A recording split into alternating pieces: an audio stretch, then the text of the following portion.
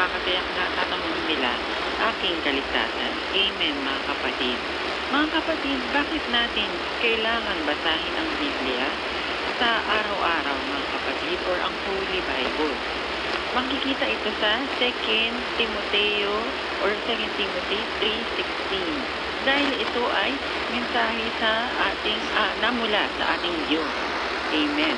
Dahil lahat ng kasulatan ay kinasiyahan ng Diyos at magagamit sa pagtuturo ng katotohanan, sa pagpapabulaan sa maling aral, sa pagtutuwid, sa pagtutuwid sa mga libong gawain at pag-akay sa matuwid na pamumuhay, mga kapatid. Sa una Pedro 1:24 and 25, ang lahat ng tao ay gaya ng damo, gaya ng bulaklak. Ang lahat ng ito'y may karsan. Ang damo nito'y natutuyo at nalalanta ang bulaklak.